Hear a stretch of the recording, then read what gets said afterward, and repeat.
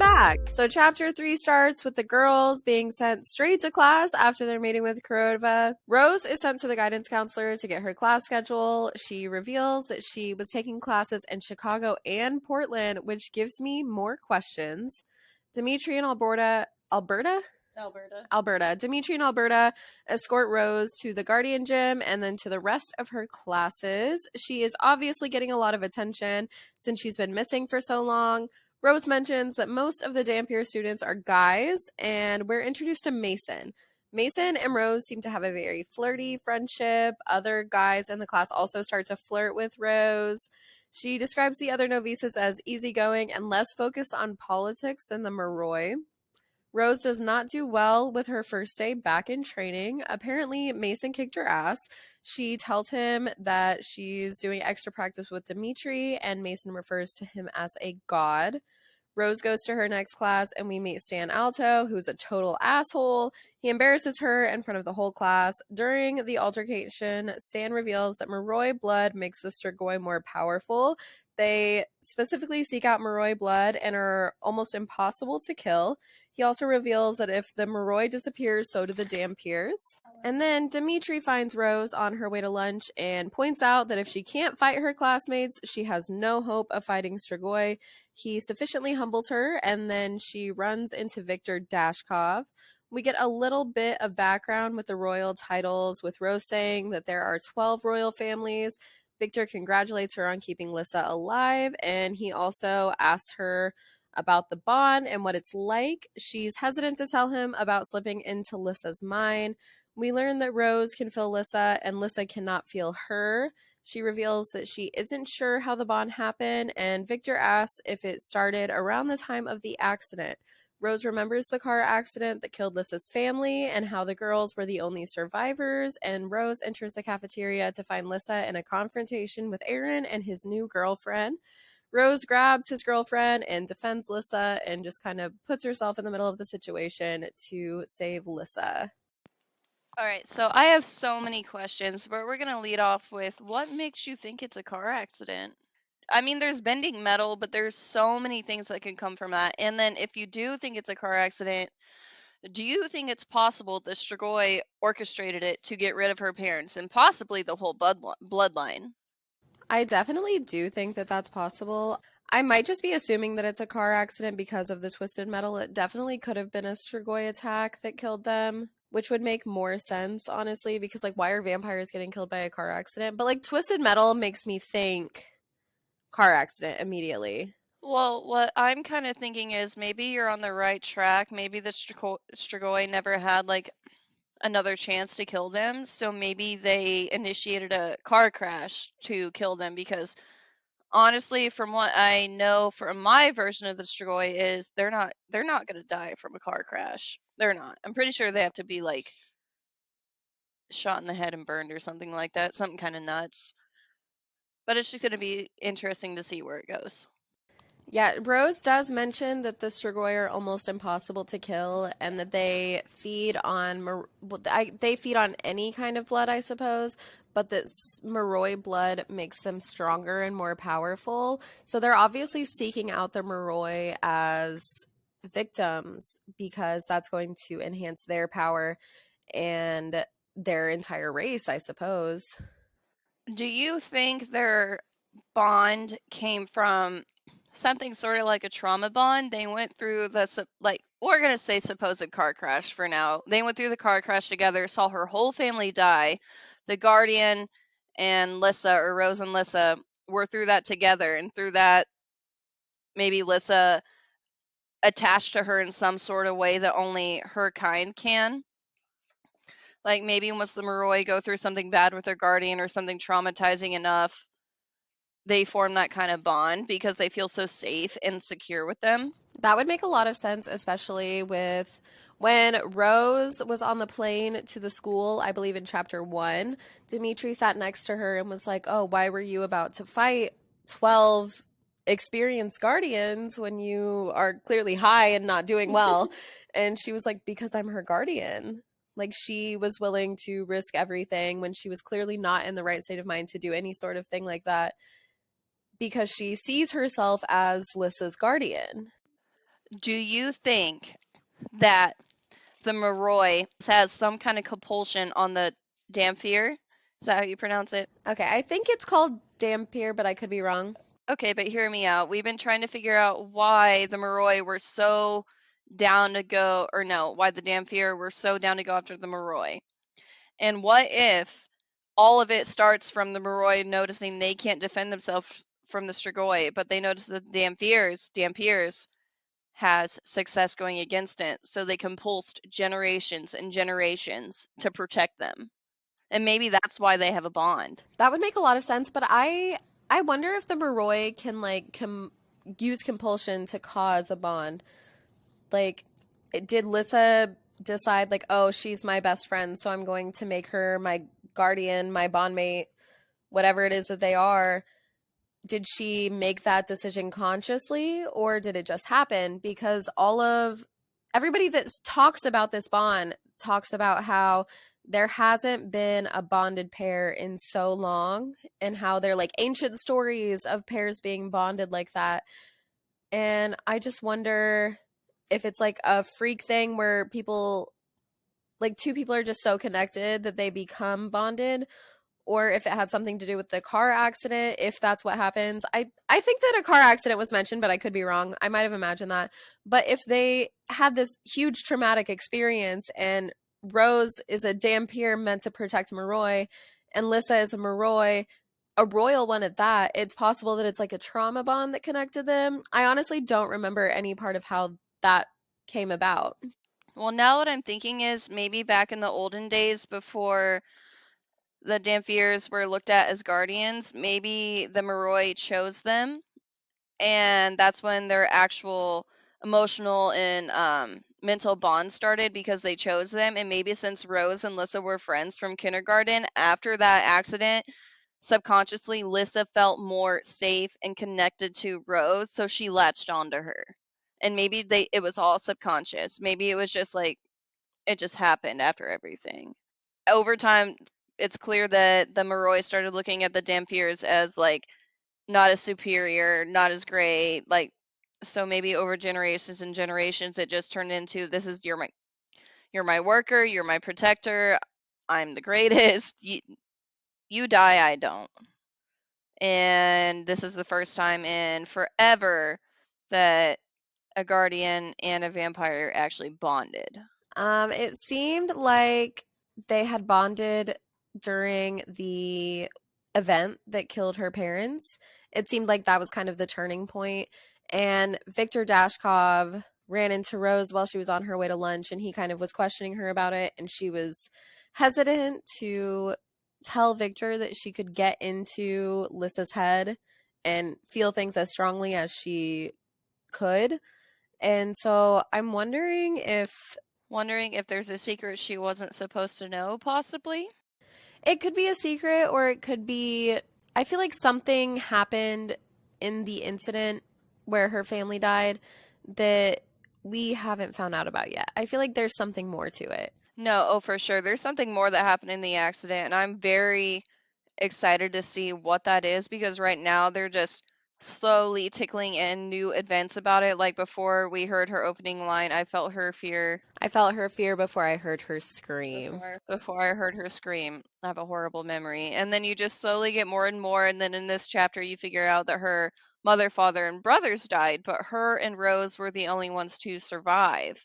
I just feel like if that was a Strigoi attack, though, they would have been after her nonstop. And from what we're getting and from what I know about the Strigoi, they would have found her. So maybe there's another race going after her. Maybe it was like somebody in the school. I don't know. Speaking of other races going after her in the school, I have some questions about the Psyhounds. There are Psyhounds mentioned briefly. She says that the school sent Psyhounds after them. So, what are the Psyhounds and why did the school send them? Because Victor kind of described how he had worked with Psyhounds before or been around them, and that they were hard to. They had like a pack mentality. They could like sense each other's psychic everything. And I have a lot of questions about that. I feel like we haven't learned enough about Psyhounds yet, and I really hope that the author goes more into detail about them because I have so many questions, and I'm wondering if the Psyhounds are like the werewolves of this world. Like in Twilight, you have the vampires and the werewolves. So are the Psyhounds like the Vampire Academy equivalent of the werewolves? From what I'm getting from that is, did you ever watch Supernatural? I watched the first two seasons, I think. Okay, so I don't remember what season it's in, but they have these things called like the Demon Hounds or the Demon Dogs, and they're sent up from hell to go after Sam, I'm pretty sure. And that's kind of what I figure or think the Psy Hounds are. They're more of a magical, like mythical creature that they send after them because how else would they have a pack mentality? And how else would they know where to send them? I almost feel like they have to be something they conjured up instead of being an actual person or thing because I feel like they would have personified them more, been like, oh, he or she or this. I mean, possibly we haven't seen them morph into humans yet, but I'm getting more of a like supernatural kind of like m- magical feeling to it. Yeah, that makes sense. I remember reading this book in middle school and I don't remember any sort of like werewolf activities happening.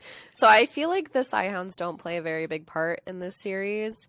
I think that if they were a major role, I would remember them. Granted, I only read the first book when I read it 10 years ago, so I there could be much more to come with the Psyhounds, but I don't remember them playing a very big role.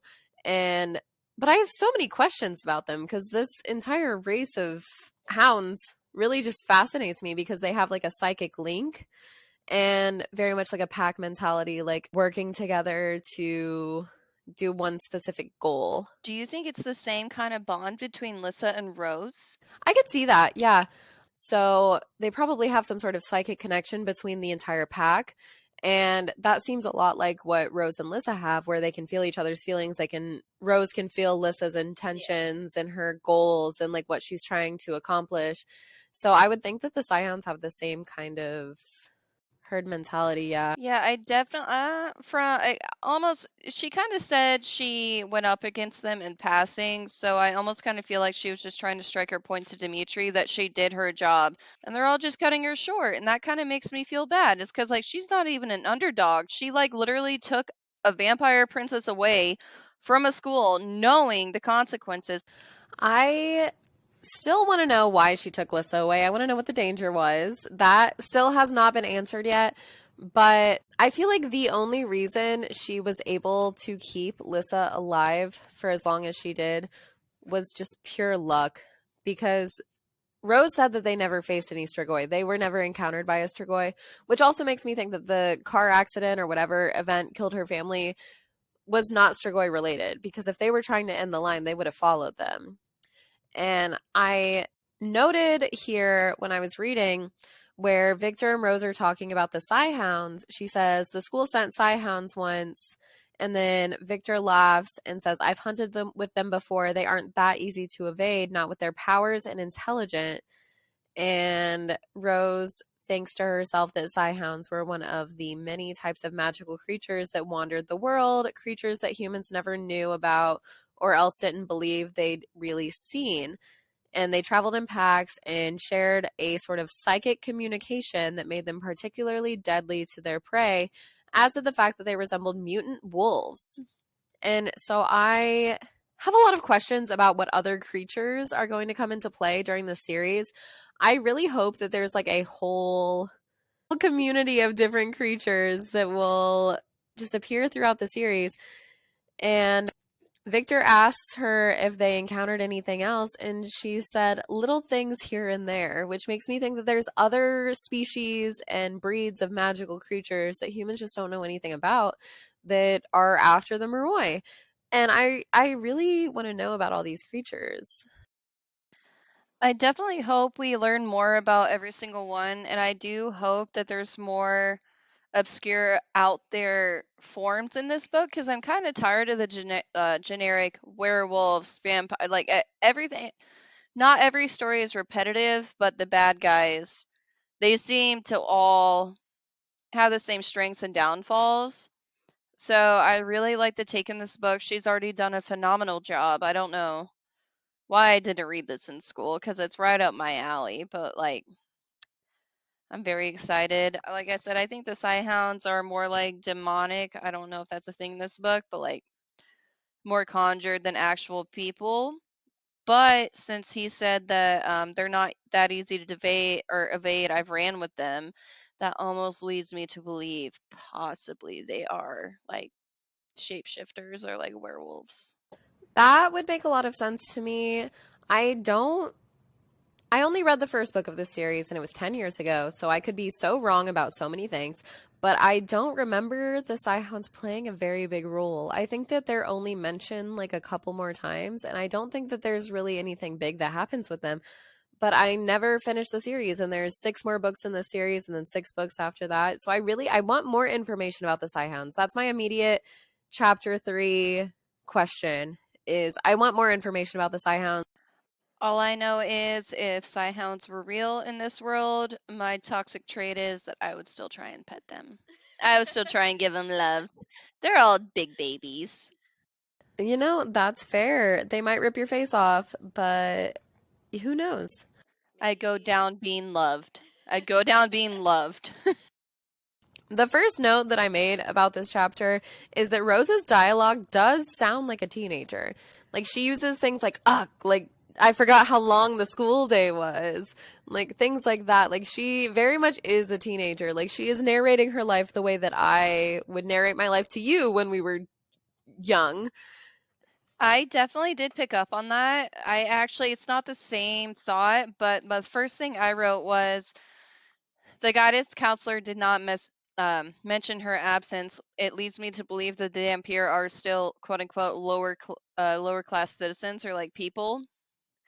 And I'm not sure if that's just because Lissa's a princess and that was her guardian, or if it's because the Dampier or no, the Moroi are more important than the Dampiers. I'm not sure, but it's just the fact that her guidance counselor was like, "Huh, you've been missing for 2 years. Let's go do some geometry." It's just like, what?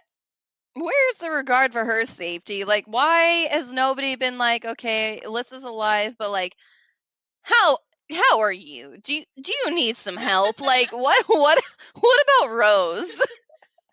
What about Rose? This entire I'm 3 chapters in and nobody has given any regard for Rose's standing on this. Like she has devoted the last 2 years of her life to protecting Lissa.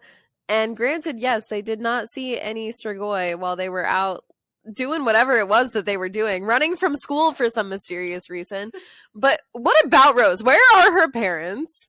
Who is her actual legal guardian? Like who is in charge of her? Also, why is she getting the harshest punishment ever? Imagine being 17 and being banned from all social activity for until further notice. Like there how is Kurova going to give her this harsh ass punishment and Lissa is just walking away free? Like Lissa is being treated as if she did nothing wrong, even though during the meeting she told Kurova that it was her idea to leave.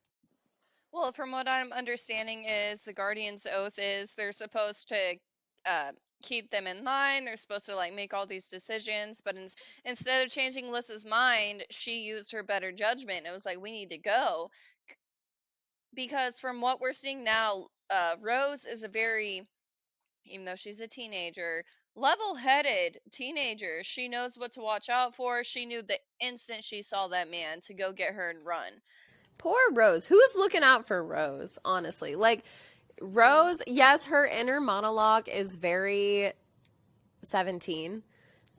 I don't have better words for it. It's very 17. She is absolutely a 17-year-old, but she does seem to have her wits about her a little bit more than most 17-year-olds would. She seems like she has just completely devoted herself to protecting her best friend, like laying down her life for her best friend. She was willing to fight 12 trained and official guardians in the first chapter while she's high on some weird kinky vampire bite just to protect her friend from going back to school. I still want to know why the school is so dangerous. I feel like we're 3 chapters in and we still haven't learned why they're afraid to be there. I mean, I'm kind of honestly getting a sketchy feeling from Kurova, low key a little bit, because she's very mad at the fact that they left. Not mad at the fact they were gone so long, not mad at the like it's literally just the fact that they left. I did not get sketchy vibes from Kurova. I feel like she I have some questions about Kurova for sure. I feel like she should not be a headmistress at a school because she clearly doesn't know how to treat children equally. Like, if you're going to have Moroi and Dampiers at the same school, you should treat them a little bit more equally. I understand that the Dampiers' duty or whatever is to protect the Moroi, but first of all, why? And also, why are you treating these students so differently when they made the exact same mistakes? They both left the school. They both were missing for years. And Rose is being harshly punished while Lissa is just walking away free with a little bit of a stern talking to. Maybe it all just comes down to the class system at this point. Like I said, I think it's just for centuries and generations the Dampier were there to support the Moroi. But I also, that's where I got the sketchy vibes from, though. Why be so hard and almost like unrelenting towards Rose when she was just doing what Lissa wanted? Like, if you're not on the bad side, why would you care so much that she put her best interest at heart? Yeah, no, it's mentioned in the book that she was doing her duty protecting Lissa by taking her away from the school because there's this danger that we don't know about the danger, but there's a danger at the school. And she did her best to get her away from that danger, but for some reason she was not able to tell Kurova about that danger. And I know you said that you got sketchy vibes from Kurova, but honestly, I got sketchy vibes from Victor Dashkov. I I remember he plays a big role, but I don't really remember what that role is. I want to say that he might be the bad guy in this novel, but I'm not really sure. But just the way that he was questioning Rose about the bond and Rose saying that the school sent Hounds after them doesn't really make sense to me because if the Hounds are trained to like pack mentality, like attack prey, why would the school who's trying to protect the last Dragomir send Hounds after them? And Victor had said that he's worked with Hounds before. So that sketched me out a lot. And I could just be reading into it because I think that he might be the villain in this story. Do I'm you not think sure. he's a But I Strigoi? no, I don't think that he's a Strigoi. I feel like there will be a very distinct difference between Moroi and Strigoi. And also Victor is sick. And if Strigoi are almost impossible to kill, I don't think that he would be sick if he were Strigoi. I think if he was supposed to be king and he were Strigoi, what? If he were supposed to be king and he were Strigoi, why would he make himself present as sick to avoid being king? Because if he were king and he were Strigoi, he could just take over literally everything and do everything that the Strigoi want to do as king of the Moroi. But Hear me out, hear me out, hear me out, hear me out. So the uncle, he's still alive. The parents and brothers are dead. The uncle is giving you sketch vibes. What if the uncle orchestrated the whole thing for the Strigoi, knowing he would get the ultimate life after death experience with the Strigoi? And maybe he did it all. And the only thing he needs to officially become, like, maybe he needs to be the actual king and then he'll convert into a Strigoi. Like, I feel like that was their like the Illuminati of the vampires. I could see that. I think that that's a really good theory. But I feel like we don't have enough information about how Strigoi happen. Like, are they just born bad vampires? Is it just a race of bad vampires, or are they made into Strigoi? Like, is it Moroi that went bad, or is it? I feel like we don't have enough information about the Strigoi, but I do really like that theory. The next note that I made about this chapter was the school slash vampire day is at night. And it really made me think about how every vampire book from this era, they all have some sort of workaround for the vampires not being able to be in sunlight. Like, clearly Lissa can be in sunlight because they had traveled all day to get to Montana to go to school at breakfast. So she was clearly in the sunlight. Like, she's clearly able to go in the sunlight. But vampire day is nighttime. They have classes. Breakfast starts when the sun goes down. Like, I have some questions about, like, can she go in the sun? She can clearly go in the sun, but like, what happens when she goes in the sun? Like, is she okay? And can the Strigoi go in the sun? I just have a lot of questions. I feel like every vampire book has some sort of workaround to make the vampires able to walk around in the sun because it's just more convenient for the plot.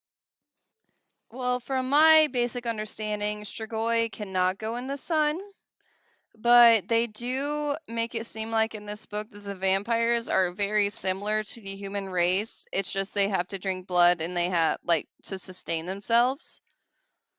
But you just really have me hooked on this uncle theory. Like, I'm really hooked on this uncle theory. I mean, they did say, I think it was in earlier chapter 3, that the Strigoi are Strigoi by choice. They have to choose to feed on a Moroi, or yeah. That sounds right. I also feel like that's correct, but I don't. It's like the forbidden fruit, like can't. Oh, yeah. I think you're onto something. Okay, the next bullet point that I had was Mason and Rose and their relationship being flirty and fun and kind of cute, and also that it's very age appropriate because I'm pretty sure that Dimitri becomes the main love interest in this series, and I have a little bit of a problem with that. I don't want to go. We already talked about it. I don't want to spend this entire podcast talking about how Dimitri is a pedophile because I really want to like Dimitri. If he's the main love interest, I really want to like him. So I'm not going to dwell on this every single episode of this podcast, but right now I have a specific problem with that. And Mason is very age appropriate, and she describes him as being cute but not hot. And it's very clear that they've been friends for a long time. And I feel like your friends are the ones that you always kind of fall for, like unexpectedly. And I'm wondering, there's always a love triangle in these vampire books. There's always a love triangle in these vampire books. And I feel like Mason could be a part of the love triangle possibly in the future because he's clearly so into Rose. And Rose is just seeing it as like, oh, the friendship where we talk about getting naked together. Like, I've had those friendships, that's fine. But also, he's so clearly into Rose. Right, well, right off the bat, I'm Team Mason. At this point, Dimitri gives me the ick, but think about it this way. What if he's like low-key thousands of years old? How much worse would that make you feel? Like, imagine this ancient, decrepit man on the inside, crumbling, turning to dust, thirsting after a 17-year-old teenager. Imagine you 17. I'm a hot 20-year-old man, but I'm like, hey, my 5000th birthday was on August 24th. What would you do? So I would clearly have a lot of problems with that. But Dimitri is a Dhampir. And as far as I can tell, Dhampirs are not immortal. So they're just pedophiles. This specific one is probably a pedophile, but I don't have enough information yet. But I'm pretty sure that this specific Dhampir is a pedophile. Don't judge don't judge everybody by one. Don't judge a book by its cover. Okay, the next bullet point that I had was Dimitri is a god, according to Mason. He refers to Dimitri as a god when Rose tells him that she has extra training sessions with him. He refers to him as a god. And what did he do to become such a fucking badass? And also, why is he helping Rose if he's like held at such a high, is that the right word? I don't know the right word. He's held at such a high regard. Pedophile. So why he's held at such a high regard, so why is he immediately meeting Rose and being like, yes, I'll devote hours and hours of my life every single week, every single day. Because they're practicing every day together.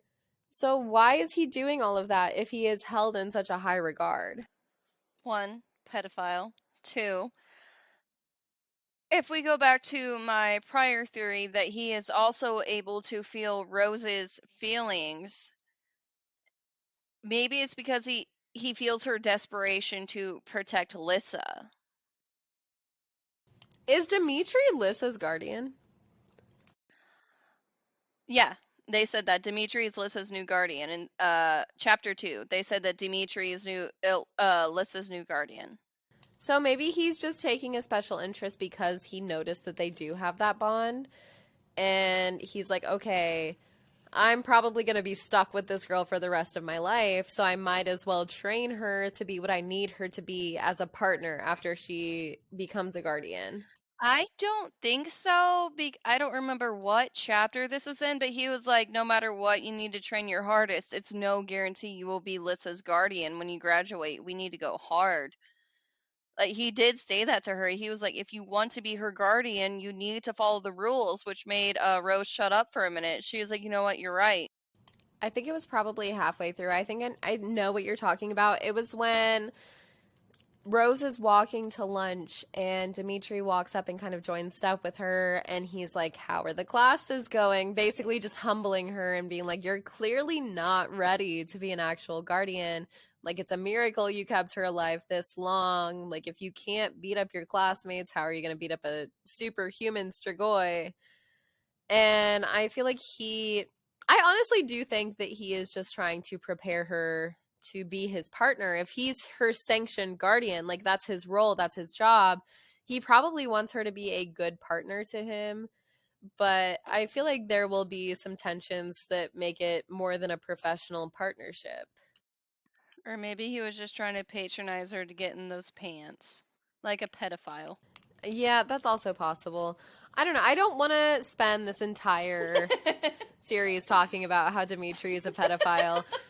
So I feel like this first episode, we're going to dwell on the fact that he's absolutely a pedophile. And then we're probably going to let it go and just enjoy the story. But this first episode, I have a problem. I have multiple problems. Dimitri is described in his mid-20s. We are in our mid-20s. We are both 25. So imagine us at 25. Imagine working at a school and a 17-year-old comes in and you're like, yep, that's the one. Like, can you even imagine that? Like, when I look at when I look at 20-year-olds, I'm like, that's a child. Like, that is a whole child. Like, no, like, that is a whole child. Like, I don't understand how this is going to develop into any sort of relationship. I know that there are 6 books in this series, and I'm really hoping that those 6 books take their time with developing the relationship, and that it's a very slow progression, and that if anything, we'll get away with him grooming her. If anything, we'll get away with him grooming her rather than straight pedophiling her. I almost kind of hope that it goes off as like some weird crush, and then later on he's like, you were too young and I never thought about you this way, but now that you're 24 and I'm somewhere maybe in my 20s and 30s, the book never specifies, I can hit that V because now you're maybe he's not attracted to her right now, but he's definitely still a little pervy, because I remember being 17 years old. I was pretty good at picking up on those vibes.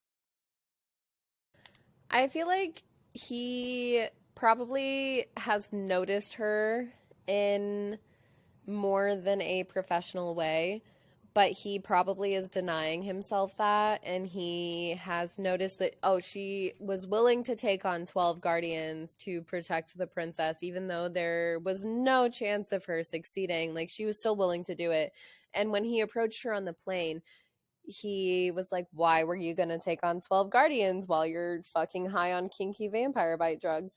And she was like, because I'm her guardian. Like, I feel like she's just very devoted. And Dimitri also seems very devoted to his role, whether it be just guarding the school, guarding Lissa, whatever he's doing right now. He seems very devoted to his job. And I feel like he respected that Rose was also as devoted as he is, if not more, honestly. And I feel like he took a special interest in her based on that. But I do think that he probably had some sort of, like, noticed her more than he probably should have. Do you get kind of Angelina Jolie vibes from Lissa?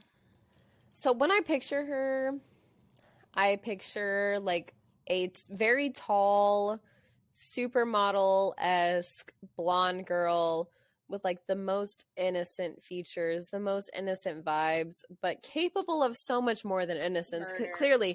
clearly capable of so much more than innocence because she's using compulsion on people. And I feel like compulsion can't be a good thing in this world. Like, clearly, I don't know if it's just Lissa, if all Moroi can use compulsion, but she uses compulsion on like Headmistress Kurova, and there's no protection set in place to prevent compulsion, so I feel like it's not commonly used. And she also uses compulsion on Jeremy and takes his car keys, and I still want to know if he gets his fucking car keys back. Jeremy, if you're listening, did you ever get your car keys back, man? We're waiting. This is keeping us up at night. I want a spin-off story about Jeremy. And Jeremy, what are you doing, bud? How are you doing today? Okay, the next the next bullet point that I made. Stan degrading Rose in front of her peers. Mm-hmm.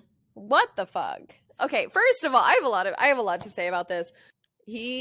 Somebody needs to punch this man in the face, and that's really what I want from this book, is to see Stan Alto punched in the face. Not only that, but Dimitri and the other guardians stood around in the back of the classroom and watched it happen. I understand that might be their job. But again, Rose did her, like, I feel like she deserves more kudos. She deserves more, woo, Rose! She's been alive for 2 years. You kept Lissa alive. Not only yourself, but Lissa. Like, I feel like there are two sides to Stan that are possibilities. He either really has a problem with Rose and he's going to become a problem in this series, or he has a lot of respect for Rose's potential and he's angry that she wasted it for 2 years. now that you say that, I almost feel like he's trying to help her, because he did kind of point out the main aspects of what could have gone wrong. He didn't nitpick. He was just like, what about this? What about this main thing? And what about this main thing? And I feel like if they were to able to get like a scene behind closed doors, maybe he would have been a little bit more caring. But again, we have to remember the Dampier's job is to protect the Moroi. So he could also just be pissed that she neglected her duties. Like, Breen disgraced their name. Rose mentions when she goes to her classes with the other Novice Dampiers, the Novice Guardians, she mentions that most of them are guys. So where are all the female Dampiers? Like, what's going on there? Like, yes, but if she's still in high school, if being in high school, like, are they not required to graduate? Like, also, Rose mentions that most female guardians wear their hair very short to show off their molniha marks. And she says that she never wants to cut her hair. And I feel like that tunes into her being a 17-year-old girl, 16-year-old girl, whatever she is. It very much tunes into her just being a regular teenager, but having to deal with all of these absurd circumstances that most teenagers don't have to deal with. To say to that. I agree. I agree. Every time I thought I had a point to talk about, but then you'd cover it. So I agree. I would not want to cut my hair either. Even at 25 years old, I would not want to cut my hair either. And so I respect that even now. And as a teenager, if all of the women that I had to look up to had to cut their hair short to show off their molniha marks, I would also be devastated, because I would be like, I don't want to cut my hair. I don't want to. It also kind of just makes it sound like it's a fashion choice, or like the more molniha marks you have, the more desirable you are. And that's kind of why I'm curious to figure out what they actually mean. Because should they not be important, why show them off? It has to be a badge of honor. So I wonder if it's like a requirement to show off your molniha marks, or if it's like I cut my hair to show them off because it's like a cultural thing. Like, I get more respect if I have more of these marks. I think it's more of the latter. Honestly, I really do. Well, I mean, if you think about it, if it matters about how many Strigoi they killed, I feel like we would have known that by now, one, but two, why would some of these people have the Molina marks then? Well, if the molniha marks signify killing Strigoi, the people that have the marks probably are people that have worked in a field like with like protecting a royal probably. So So that's that's why why they're they're proud proud about about having having those those marks. marks. Yeah, so they show them off to be like, hey, look what I did. I killed someone, mama. I did mark this quote as interesting in my book. It's when Victor finds Rose as she's on her way to the cafeteria and he's asking her what it's like having the bond. She said, I don't know. I just sort of always have this hum of how she feels. Usually it's just emotions. We can't send messages or anything. And then she says, I didn't tell him about slipping into her head. That part of it was hard for even me to understand. And I feel like that is such a simple line, but it also tells us so much about the bond because she's hesitant to tell him about slipping into her head because I feel like he had even said previously in the same scene how he had a hobby of researching these old tales, these old stories about things with guardians and bonds and all the history of their culture basically. And she's hesitant to tell him about the bond, which makes me think that the bonds that are described in the histories are not as in depth as the bond that Lissa and Rose share. Or that, or this. Okay, so that, or they've done their research and they realize that that kind of bond is actually more intense and more dangerous, and they don't know who the enemy is right now, so they're not going to give out that information. You say they don't know who the enemy is right now, and I want to know what is dangerous at the school. That's really my main focus right now. Like I could care less about Dimitri. I could care less about her going to classes and getting beat up. Like I don't care. I want to know why she is so afraid to keep Lissa at this I school. mean, it's got to be something bad, clearly, with the teacher. So there's some inside work going on that not everybody is aware of that's putting Lissa's life at danger. But at this point, I don't know, man. There's so much that could be happening. I wonder if it's just like a typical teenage bullying situation, which seems unlikely to me, or if it's like something bigger, like something like someone actually like I don't know, like stalking her or something. Like something is happening. And I feel like Rose probably What if Dimitri is being more coy and and he's not an asshole, but like just sassy because he knows what's going on and he can't directly tell Rose what's going on, but he's trying to like, you need to work.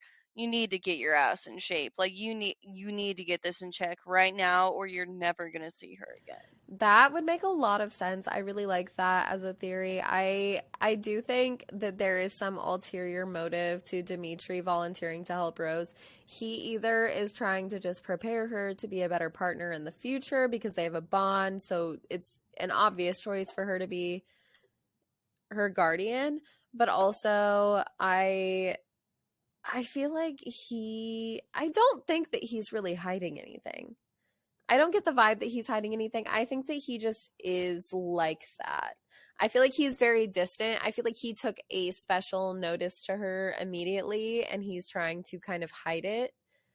And so he's kind of distancing himself in a very like What if somebody compulsed him? That's also definitely possible. That's a good theory as well.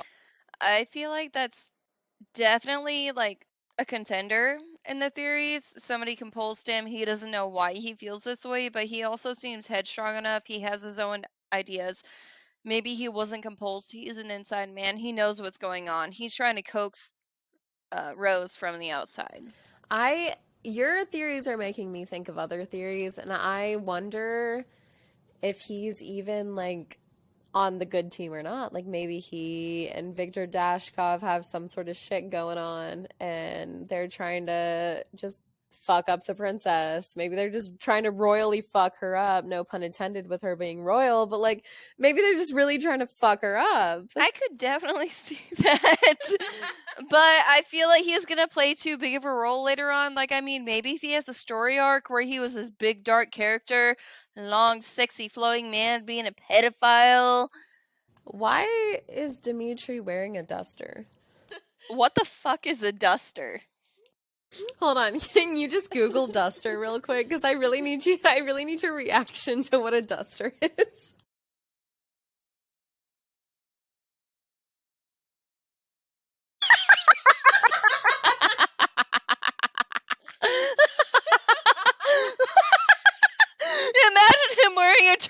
his duster. Did they ever specify what color? I don't know if they specified what color, but why the fuck is he wearing a duster? Why is he wearing a cardigan? Imagine me walking up to you with a long flowing cardigan and I'm like, he comes up so serious too. Like, she describes him as being 6'7", really attractive, dark hair, dark eyes, like towering over her, and just being like, I've come to take you to the St. Vladimir's. I've come to take you back to school. I've come to take you back to school. I'm not kidding. You have to go to school.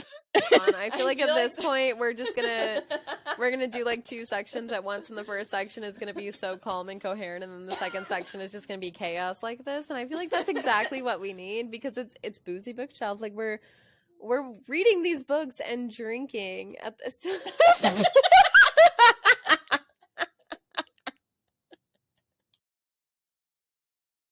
Not for kids. This is not a children's podcast. It might be a children's book, but it's not a children's podcast. We are 25-year-old adults talking about pedophiles and drinking wine.